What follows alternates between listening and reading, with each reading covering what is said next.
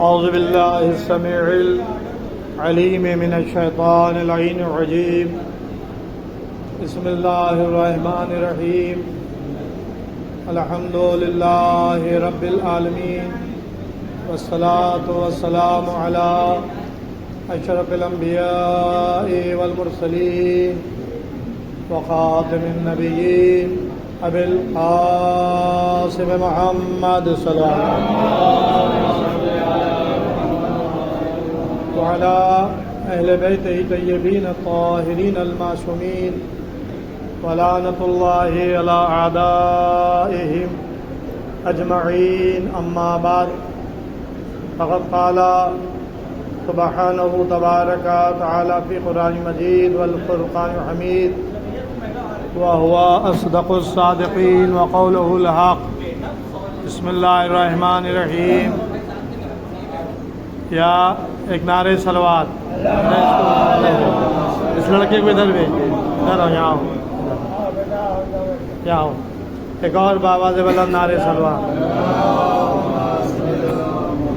بسم اللہ الرحمن الرحیم وجعلنا منہم ائمة یہدون بامرنا لما صبروا صلوات محمد وعلى حضرات، آج یوم شہادت ہے۔ امام یازدہم ہمارے 11ویں امام امام حسن عسکری علیہ السلام 8 ربیع الاول سن 60 ہجری سامرہ کی سرزمین پر آپ کی شہادت واقع ہوئی۔ آج کی اس مجلس میں نے جس آیہ کریمہ کو سرنام کلام قرار دیا ہے، اس سے پہلے بھی میں کئی مرتبہ اس آیت کو پڑھ چکا ہوں، تلاوت کر چکا ہوں، لیکن کچھ انداز بدل کر کے اس کی وضاحت کرنا چاہتا ہوں۔ آیت میں کیا ارشاد ہو رہا ہے؟ اللہ ارشاد فرما رہا ہے کہ وَجَعَلْنَا مِنْهُمْ أَئِمَّةً، اور ہم نے تمہارے درمیان امام مقرر کیے ہیں، امام بنائے ہیں۔ یہدون بِأَمْرِنَا، ایک ایک لفظ پر غور کریے گا، آپ کو خود بات سمجھ میں آ جائے گی۔ یہدون بِأَمْرِنَا، یہ جو ہم نے امام بنائے ہیں، امام مقرر کیے ہیں، یہ ہمارے امر سے، یہدون بامرنا، ہمارے امر سے ہدایت کرتے ہیں اور ہدایت کرتے رہیں گے۔ لما صبروا، جن کا خاصہ صبر ہے۔ اس آیہ کریمہ کو آپ 3 حصوں پر تقسیم کر لیں۔ پہلا حصہ آیت کا یہ ہے کہ امام کس نے مقرر کیے ہیں؟ جواب، اللہ نے۔ ایک امام مقرر کیا ہے یا پورا سلسلہ امامت؟ تو یہاں پر ایک امام کا ذکر نہیں ہے، ائمتن ہے، امام مقرر کیے، صرف پورا ایک سلسلہ امامت ہے جو اس نے بنایا ہے، مقرر کیا ہے۔ وجعل، اس نے قرار دیا ہے۔ اب یہ جو اس نے امام بنائے ہیں، امام مقرر کیے ہیں، جس کی تعداد ایک نہیں ہے، ایک سے زیادہ ہے، اس لیے کہ عربی کا طریقہ یہ ہے کہ اگر کسی ایک کے لیے بولا جاتا ہے تو واحد کا صیغہ استعمال کیا جاتا ہے، اور اگر 2 کے لیے بولا جاتا ہے تو تثنیہ کا صیغہ استعمال ہوتا ہے، اگر 2 سے زیادہ کے لیے استعمال ہوتا ہے تو جمع کا صیغہ استعمال ہوتا ہے۔ جیسے اسی قرآن مجید کے سورہ بقرہ میں ارشاد ہو رہا ہے کہ انی جاعلک للناس اماما، ابراہیم ہم نے تمہیں انسانوں کے لیے امام بنایا۔ تو جاعلوں کا قرار دیا، وہی جاعلہ جو ابھی ہم نے اس آیت میں پڑھا ہے، وہی جاعلہ ہے۔ جاعل، ہم نے تمہارے درمیان وہاں پہ ابراہیم سے خطاب ہو رہا ہے کہ انی بے شک جاعلوں کا ہم نے تمہیں قرار دیا امامہ للناس امامہ انسانوں کے لیے امام. تو وہاں پر امامہ آیا ہے واحد کا صیغہ آیا ہے ایک امام. اگر دو امام ہوتے تو امامین ہوتے لیکن دو سے زیادہ کے لیے جب صیغہ استعمال ہوگا تو جمع کا صیغہ استعمال ہوگا ائمۃً. یہ ائمۃً جو ہے یہ جمع کا صیغہ ہے. تو یہاں سے یہ ثابت ہوا کہ اللہ نے امام بنائے ہیں. کس نے بنائے ہیں امام؟ اللہ نے. اب یہاں پر مسئلہ یہ ہے کہ کتنے امام بنائے ہیں. کوئی سوال کرے کہ کتنے امام بنائے ہیں، اس کی کوئی لمٹ ہے یا ان لمیٹڈ امام بنا دیے قیامت تک بنتے رہیں گے؟ نہیں، اس کی لمٹ ہے. اب لمٹ کون بتائے، تعداد کون بتائے؟ تو اب قرآن میں تو تعداد نہیں ہے. میری ناقص علم کے مطابق ان اماموں کی تعداد قرآن نے واضح نہیں کی. اب ظاہر ہے کہ یہ کوئی نیا مسئلہ نہیں ہے. قرآن ہے اجمال، تفصیل اس کی بتاتے ہیں پیغمبر السلام جن پر قرآن نازل ہوا. اگر کوئی اعتراض کرے کہ نہیں بھائی سب کچھ قرآن میں ہے، تو بھائی ٹھیک ہے سب کچھ قرآن میں ہے. اللہ نے کہا لا رطب ولا یابس الا فی کتاب مبین. نہیں ہے کوئی خشک، نہیں ہے کوئی تر جو روشن کتاب میں نہ ہو. مجھے انکار نہیں ہے، سب کچھ قرآن میں ہے. اب میں اگر کسی معترض اعتراض کرنے والے سے یہ سوال کروں کہ بھائی نماز قرآن میں ہے، تو کہے گا کیا باتیں کر رہے ہیں، ایک جگہ پہ ہے، 3600 جگہ پہ قرآن میں نماز کا ذکر آیا ہے. بے حساب قرآن میں نماز کا ذکر آیا ہے. تو میں کہوں گا کہ جس نماز کا ذکر متعدد مقام پر آیا ہے، 3600 جگہ پہ آیا ہے، لیکن مجھے ذرا بتائیے کہ نماز کی رکعتیں کتنی ہیں، کب نماز پڑھی جائے، کیسے نماز پڑھی جائے.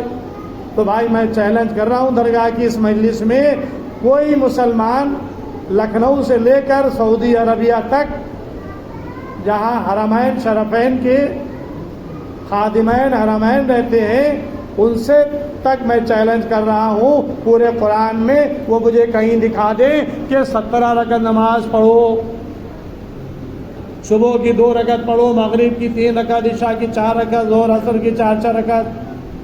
نماز کیسے پڑھو پورے قرآن میں کوئی دکھا دے؟ نہیں ملے گا. حکم نماز قرآن سے ملے گا، تفسیر نماز یہ حیات رسول سے ملے گی. رسول بتائیں گے کہ جیسی نماز تم مجھے پڑھتے ہوئے دیکھو ویسی نماز پڑھو. تو حکم نماز ہم نے قرآن سے لیا، طریق نماز ہم نے رسول سے لیا. رسول نے بتایا کہ صبح کی 2 رکعت ہے، ظہر عصر کی 4 رکعت ہے، مغرب کی 3، عشاء کی 4، 17 رکعت نماز یہ تم پر واجب ہے. اب جب حکم نماز ہم نے قرآن سے لیا اور طریق نماز اور تعداد رکعت نماز یہ ہم نے پیغمبر سے لیا، تو بھائی حکم امامت قرآن بھی سے لے لو اور تعداد امامت رسول بتائیں گے. صلی اللہ محمد رسول اللہ کہہ رہا ہے وجعلنا منہم ائمۃ، ہم نے تمہارے درمیان امام مقرر کیے. تو اب امام مقرر کرنے والا اللہ ہے. کتنے مقرر کیے یہ رسول سے پوچھو. رسول تعداد معین کریں گے، رسول نام بتائیں گے، رسول ولدیت بتائیں گے، رسول کنیت بتائیں گے. ایک حدیث نہیں، متعدد حدیثیں ہیں، شیعہ سنی تمام کتابوں میں موجود ہے. جناب المعدہ علامہ قندوزی یہ قسطنطنیہ کے عالم دین ہیں، ان کی کتاب اتنی موٹی ہے، ضخیم کتاب، تقریباً 800-900 صفحے پر اس میں بھی انہوں نے روایات کو جمع کیا. مودۃ القربہ حمدانی ان کی کتاب ہے. ارے کہیں اور نہ جائیے، پاٹے نالے چلے جائیے. ظاہر کے پاٹے نالے کا جب لفظ آتا ہے تو یہ آتا ہے کہ وہ شیعہ سنی سنیوں کا مرکز ہے پاٹا نالا. بھائی نہیں، وہاں پہ مولانا حمید الحسن بھی رہتے ہیں، متقی زیدی میسم زیدی بھی رہتے ہیں، یعنی سنیوں کے درمیان شیعہ مبلغین بھی رہتے ہیں. دارالمبلغین ہے، تو اگر ادھر دارالمبلغین ہے تو ادھر شیعہ مبلغین بھی ہے، تو ان دارالمبلغین کے لیے کافی ہیں. ایک نعرہ صلوات.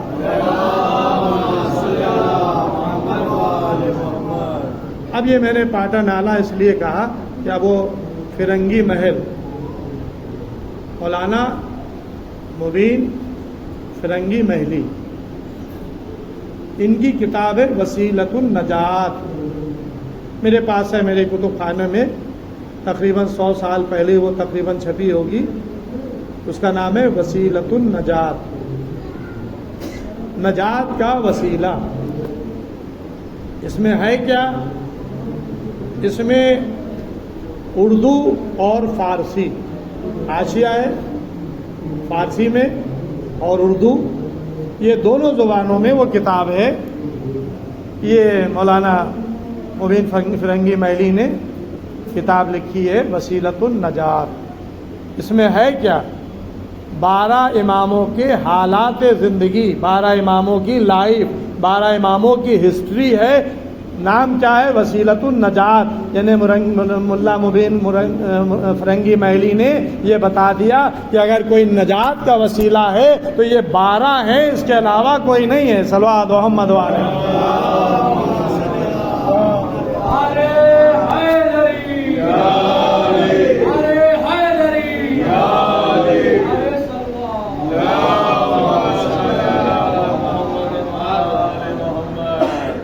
نجات کا وسیلہ کون ہے؟ 12 امام نجات کا وسیلہ. تو اس میں بھی انہوں نے 12 اماموں کے حالات لکھے ہیں. تو تعداد ائمہ یہ رسول خدا نے بتائی. ہمارے بعد 12 خلیفہ ہوں گے، 12 جانشین ہوں گے. خلیفہ کے معنی ہے جانشین. اب یہاں پر اب ان کو ہم 12 امام بھی کہتے ہیں. امام کے معنی ہے جو آگے آگے چلے، پیشوا. اسی لیے جو یہاں پہ کھڑا ہوتا ہے صفوں کے آگے، اس کو کہتے ہیں امام جماعت، جماعت کا امام. اب یہ کیونکہ آگے ہوتا ہے نا، اس لیے اس کو کہتے ہیں جماعت، پیش امام یا امام جماعت، جماعت نماز جماعت کا امام. جو آگے آگے ہوتا ہے اس کو امام کہتے ہیں. لیکن علم کلام کی اصطلاح میں امام اسے کہا جاتا ہے جو منصوص من اللہ ہو، اللہ کی طرف سے معین کیا ہوا ہو. اللہ کے معین کیے ہوئے صرف 12 ہیں جن کو رسول خدا نے پہچنوایا ہے. کہاں پہچنوایا؟ مختلف موقع پہ پہچنوایا. کبھی آئے اہل ذکر کے عنوان سے پہچنوایا، کبھی آئے انما کے ذریعے سے پہچنوایا، کبھی آئے غدیر کے ذریعے سے پہچنوایا. غدیر میں دونوں ہاتھوں پر بلند کر کے پہلے امام کو پہچنوایا کہ من کنتو مولا ہو فہذا علی مولا، جس کا میں مولا ہوں اس کے یہ علی مولا ہے. صلوات محمد.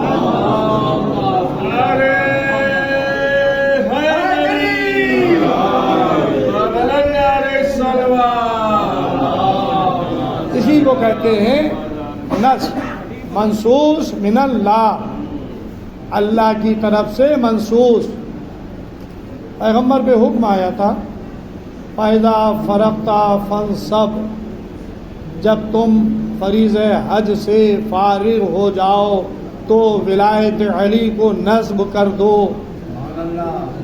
اب یہ میں ترجمے میں کچھ اضافہ کر رہا ہوں، یہ اضافہ اس آیت کے جملوں میں پوشیدہ ہے. فَإِذَا فَرَغْتَ، پس تم جب حج سے فارغ ہو جاؤ، کیونکہ ظاہر ہے کہ یہ آخری حج کے موقع پہ آیت آئی اور پیغمبر فریض حج بجا لا رہے تھے. فَانْصَبْ، تو تم فوراً نصب کر دو، یعنی کوئی اور کام نہیں ہے تمہارے پاس. حج کے بعد اگر کوئی کام ہے تو فَانْصَبْ، نصب کرنا. کیا نصب کرنا؟ یہ بریکٹ میں وضاحت میں آیا ہے ولایت امیر المومنین. کہ حکم آ چکا تھا مکے میں، لیکن ابھی محل نہیں آیا تھا، محل نہیں آیا تھا۔ محل کب آیا؟ جب مقام غدیر پہ پہنچے۔ مقام غدیر وہ مقام تھا چٹیل میدان، ریگستان علاقہ، نہ جہاں یہاں پہ دھوپ تھی، نہ درخت تھے، کچھ نہیں، اور یہاں سے آگے جا کر راستے الگ الگ ہو گئے تھے۔ رسول چاہتے تھے، اللہ چاہتا تھا کہ الگ الگ راستوں پر نہ جاؤ بلکہ ایک راستے پر جمع ہو جاؤ، اور وہ ایک راستہ کیا ہے؟ صراط مستقیم، جو غدیر سے چلے گا تو جنت تک پہنچا دے گا۔ صلوات محمد نعرہ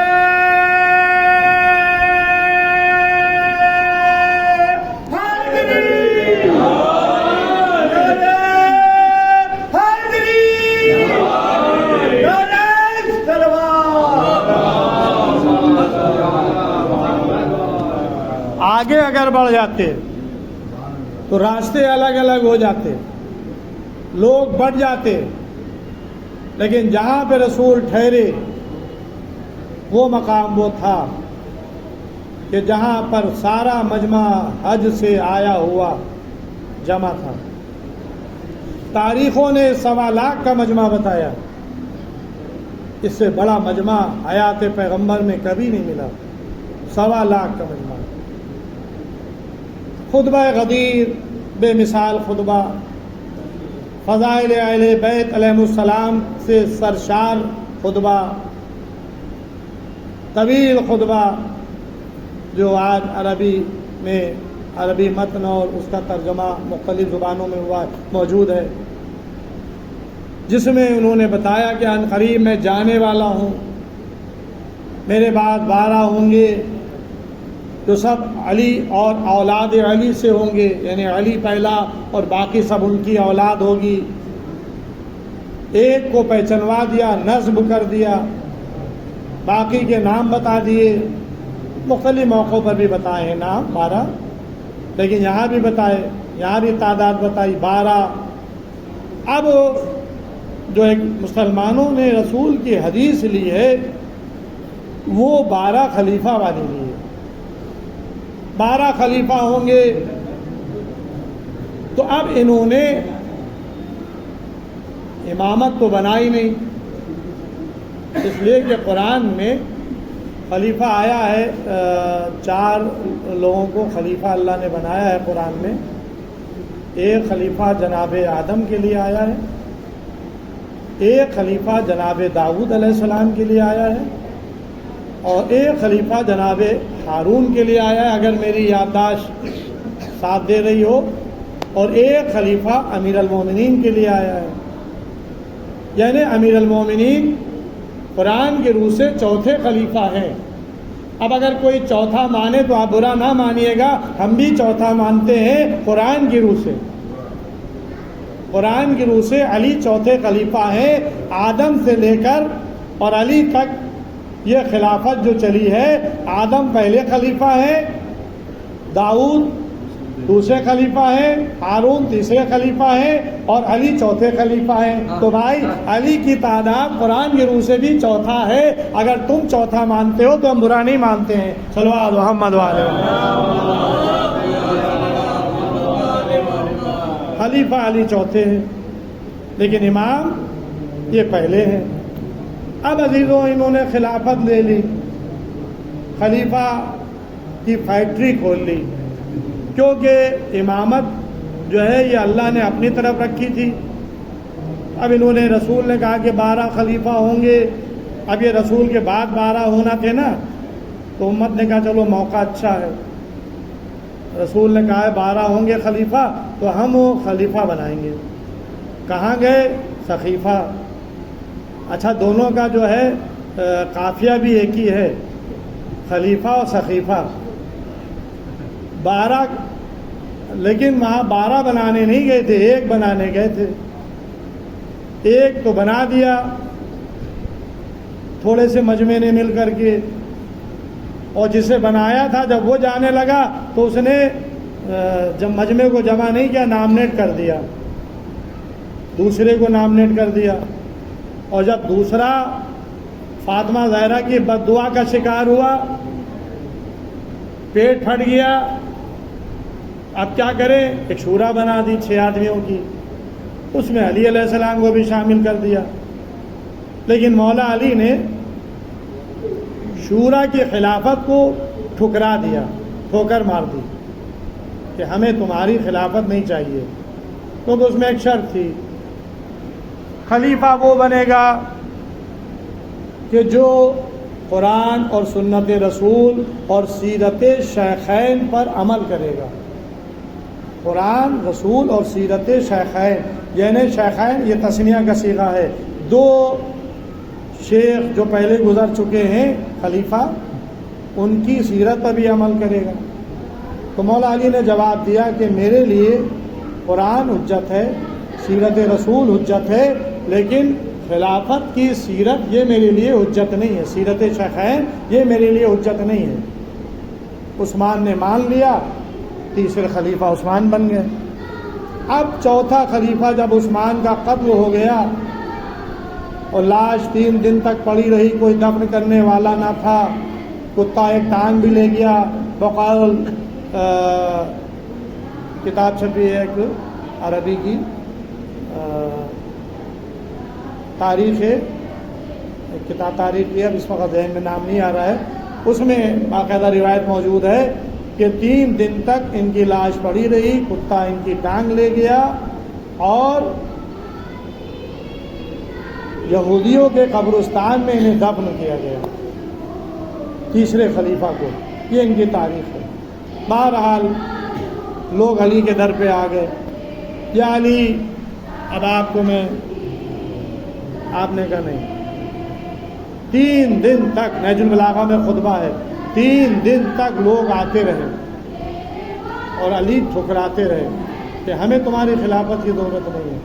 اور جب لوگوں نے، بڑے بڑے صحابہ نے قسمیں دی، یا علی میں بغیر کسی شرط کے آپ کی خلافت کو تسلیم کرتا ہوں، اور آپ کے علاوہ کون ہے جو اسلام کی باغ ڈور سنبھالے؟ امام علی فرماتے ہیں کہ حسنین کچل گئے، اتنا مجمع تھا۔ تب آپ ممبر پہ گئے۔ بس ایک جملہ یہاں پر عرض کروں گا، ممبر کی تاریخ میں یہ جملہ ملتا ہے کہ مسجد نبوی میں جو ممبر بنا ہوا تھا وہ 3 سیڑھیوں والا تھا، 1 2 3، اور چوتھا جو تھا وہ عرصہ تھا، یعنی جب اس ممبر پہ رسول خدا تشریف لے جاتے تھے تو پہلی سیڑھی پر قدم رکھتے تھے، پھر دوسری سیڑھی پہ قدم رکھتے تھے، پھر تیسری سیڑھی پہ قدم رکھتے تھے، پھر عرصے پہ جا کے بیٹھتے تھے۔ یہ مسجد کا، مدینہ کی مسجد کا ممبر تھا۔ تو رسول کی جگہ کہاں تھی؟ عرشہ، بلندی، عرش کے معنی بلند، اس پہ بیٹھتے تھے جا کے۔ جب یہ خلافت، دنیاوی خلافت آئی تو وہ خلیفہ جا کر عرصے پر نہیں بیٹھے، انہوں نے احترام رسالت میں جگہ چھوڑ دی، اس کے نیچے والی سیڑھی پر بیٹھے۔ جب دوسرے آئے تو انہوں نے وہ جگہ چھوڑ دی، دوسری سیڑھی پہ بیٹھے، اور جب تیسرے آئے تو انہوں نے وہ پہلی سیڑھی پر بیٹھے، یعنی گویا تینوں سیڑھیاں تینوں سے بھر گئی۔ اب چوتھے آ گئے تو اب چوتھے کہاں بیٹھے؟ تو تاریخ بتاتی ہے کہ جب علی مسجد میں آئے اور ممبر کی طرف تشریف لے گئے تو انہوں نے پہلی سیڑھی پہ قدم رکھا، دوسری سیڑھی پہ قدم رکھا، تیسری سیڑھی پر قدم رکھا، اور جا کر عرصے پر بیٹھ گئے، یعنی بتا دیا کہ دیکھو اصلی جانشین رسول آ گیا ہے، اصلی جانشین رسول آ گیا۔ ابھی تک رسول کی جگہ پر بیٹھنے والا کوئی نہ تھا، یہ چوتھا ہے جو رسول کی جگہ پر جا کر بیٹھا ہے۔ صلوات محمد وعلیہ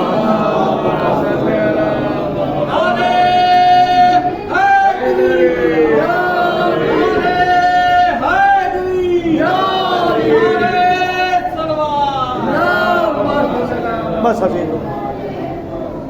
ظاہر ہے کہ یہ امامت کا تذکرہ ہے، فضائل علی اتنے بیان ہو کم ہے، لیکن پوتے کا ذکر کرنا تھا، لہذا دادا کا ذکر پہلے کر دیا۔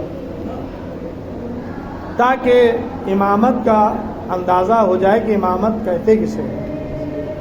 قرآن کیا کہہ رہا ہے؟ یہدونا بامرنا، یہ امام جنہیں ہم نے بنایا ہے یہ ہمارے حکم سے ہدایت کے فریضے کو انجام دیتے ہیں اور انجام دیتے رہیں گے۔ کہ کب تک انجام دیتے رہیں گے؟ جب تک لوگ ہدایت کے لیے دنیا میں موجود ہیں، یعنی اس کا سلسلہ قیامت تک چلا ہے۔ بس عزیزوں، تاریخ گواہ ہے، ایک امام کے بعد دوسرا امام، دوسرے امام کے بعد تیسرا امام، آتے رہے جاتے رہے، آتے رہے جاتے رہے، یا تو تلوار کے ذریعے سے شہید یا زہر کے ذریعے سے شہید۔ 10ویں امام کا زمانہ وہ تھا جب متوکل عباسی سلطنت کا بڑا ظالم بادشاہ حکومت کر رہا تھا، اور اس کا پائے تخت اس وقت سامرہ تھا۔ اس نے مدینے سے 10ویں امام کو اور 11ویں امام کمسن تھے، ان کو بلا لیا۔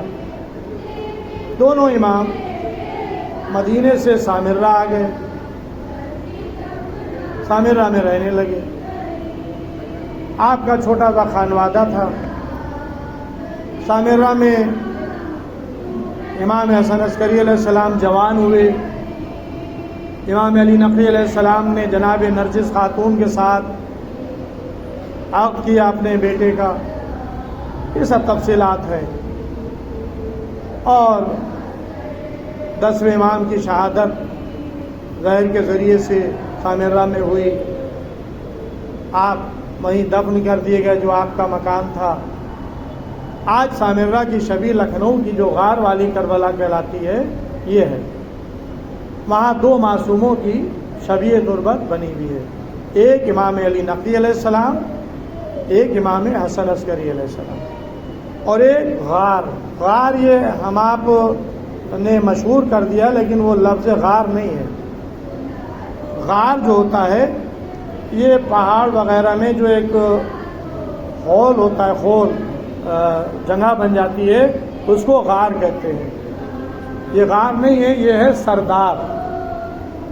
آج کی لینگویج میں اس کو ہم بیسمنٹ کہتے ہیں، یعنی جیسے آپ کے مکانوں میں بیسمنٹ بنتے ہیں، نیچے زمین کے نیچے بیسمنٹ ہوتا ہے، پھر فرسٹ فلور یعنی گراؤنڈ فلور ہوتا ہے، پھر اس کے اوپر بنتا ہے۔ تو یہ عرب کی سرزمین پہ جو مکان بنانے کا انداز تھا، وہ گرمیوں کے لیے وہاں پر سرداب بنائے جاتے تھے، زمین کے نیچے رہنے کے لیے جگہ بنائی جاتی تھی تاکہ گرمیوں سے بچنے کے لیے نیچے لوگ رہیں، نیچے ٹھنڈا ہوتا ہے اور اوپر مکان بنتا تھا۔ تو وہ سرداب ہے، اصل میں غار نہیں ہے، لیکن مشہور ہے غار والی کربلا، سرداب ہے، لیکن اصل میں وہ سامرہ کی شبیہ، جہاں 2 معصوموں کی تربتیں ہیں، یہ اس کی شبیہ ہے۔ بس عزیزوں، معتمد عباسی کا دور تھا، 11ویں امام کی امامت کا زمانہ تھا، 260 ہجری تھی، اور 12ویں امام علیہ السلام کی ولادت ہو چکی تھی 255 ہجری میں، لیکن 12ویں امام کی ولادت کو پوشیدہ رکھا گیا تھا۔ ہر ایک کے علم میں نہیں تھا کہ 12واں احادی آ چکا ہے، پوشیدہ خاص چاہنے والوں کو 12ویں امام کی خبر تھی، اور بعض صحابہ نے جو 11ویں امام کے صحابی تھے، بعض صحابہ کو زیارت کرائی گئی تھی 12ویں امام کی۔ ہر ایک نہیں جانتا تھا کہ 11ویں کا کوئی فرزند بھی ہے۔ بہت پوشیدہ طریقے سے اس امامت کو رکھا گیا تھا، یہ ظالم حکمرانوں کی وجہ سے، تاکہ 12ویں امام کو غضب نہ پہنچنے پائے، تکلیف نہیں پہنچنے پائے۔ اور 11ویں امام کی عمر کل 28 سال کی تھی جب آپ کی شہادت ہوئی ہے، 28 سال کی تھی، قید خانے میں تھے۔ بس ایک واقعہ فضائل کا اور اس کے بعد مسائل۔ امام قید خانے میں تھے، قحط پڑ گیا، بارش نہیں ہو رہی ہے، قحط پڑ گیا، تو اب اسلام نے ایک نماز بتائی ہے جسے نماز آیات کہا جاتا ہے، اور ایک نماز ہے نماز استسقاء۔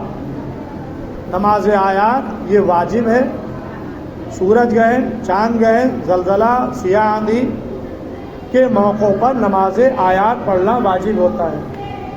ایک ہے نماز استسقاء، یہ واجب نہیں ہے۔ یہ کب پڑھی جاتی ہے؟ جب پانی نہ برسے، قحط پڑ جائے، تو لوگ صحرا میں جاتے ہیں اور 2 رکعت نماز استسقاء پڑھ کے دعا کرتے ہیں تاکہ خداوند عالم اپنی رحمت کو جاری کرے۔ اب قحط پڑ گیا، پانی کا وجود نہیں، لوگ مر رہے ہیں، تو حکم دیا گیا جاؤ صحرا میں جا کے نماز پڑھو۔ مسلمان نکلے، صحرا میں آئے، نماز استسقاء پڑھی، لیکن مسلمانوں کے نماز استسقاء پڑھنے سے بارش نہیں ہوئی۔ اتفاق سے اس مجمع میں ایک راہب آ گیا، عیسائی راہب، یہ عیسائیوں کے عالم کو کہتے ہیں کہ جو اپنی زندگی کو ایک صومعے میں گزارتے ہیں، عام زندگی سے ہٹ کر کے بس وہ عبادت الہی میں اپنی زندگی عام کرتے ہیں، شادی بیاہ بھی نہیں کرتے ہیں، وہ راہب ہوتے ہیں۔ یہ راہب آ گیا، اس راہب نے مسلمانوں کے مجمع میں چیلنج کیا، اے مسلمانوں، تم نے نماز استسقاء پڑھی، لیکن نماز استسقاء، بھائی مجلس ان سے کہہ دیں مجلس سے ختم پر ہے، مسائل پر آ رہے ہیں، اسے کہہ دیں بھائی مجلس ختم پر ہے،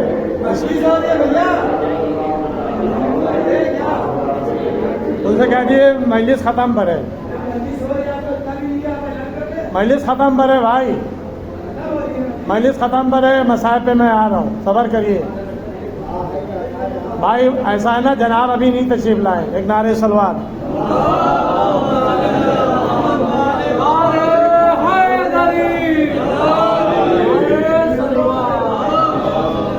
نماز استسقاء، راہب نے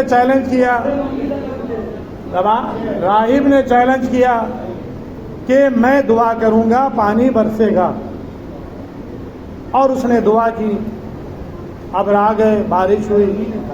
اب ظاہر ہے کہ جب بارش ہوئی تو راہب جو تھا چوڑا ہو گیا۔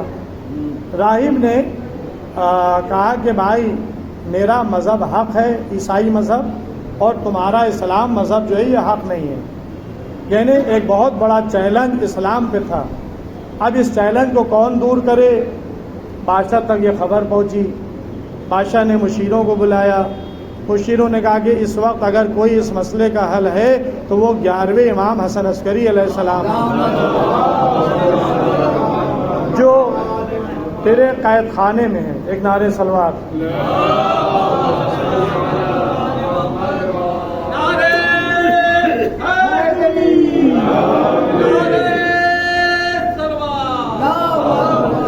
جو تیرے قید خانے میں ہے۔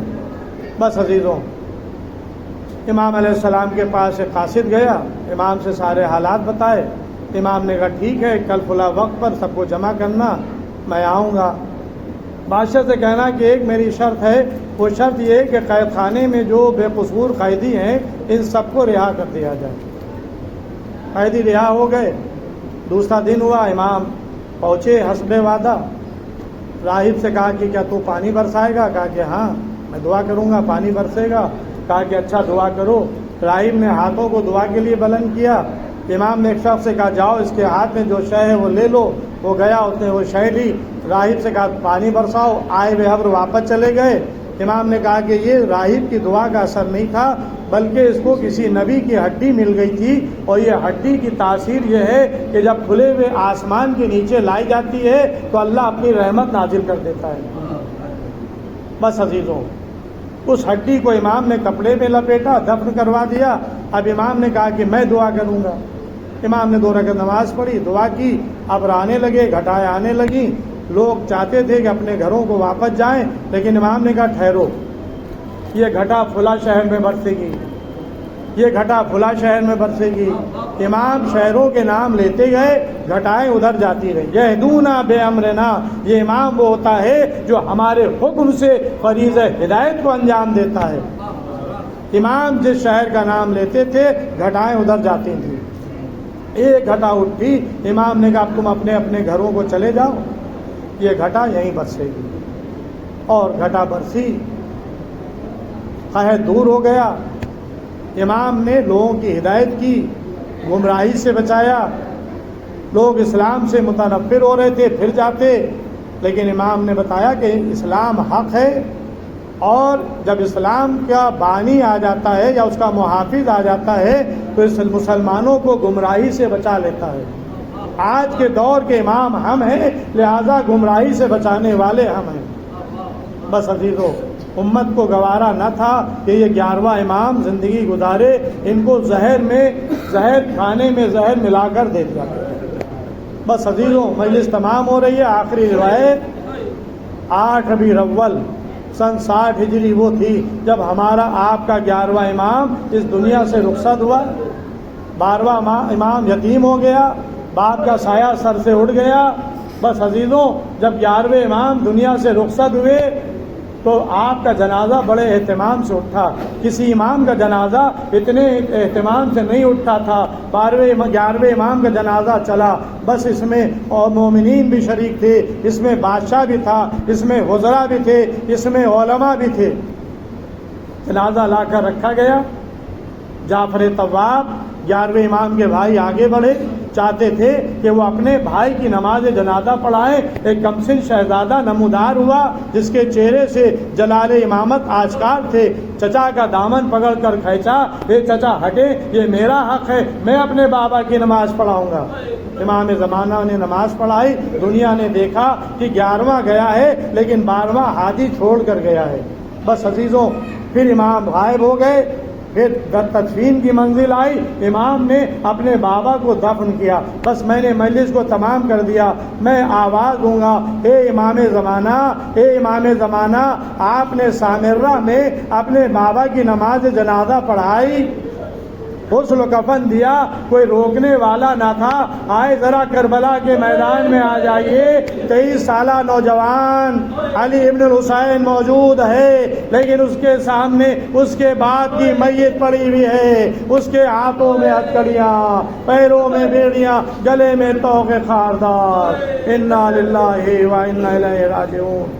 رضا بقضائہ و تسلیما لامرہ۔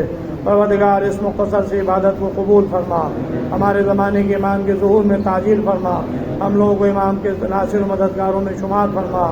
ابھی اسی مقام پر ایک مجلس ہوگی جس کو جناب اعجاز اطہر صاحب قبلہ خطاب فرمائیں گے، آپ حضرات سے اس میں بھی شرکت کی التماس ہے۔ زیارت پڑھا دیں۔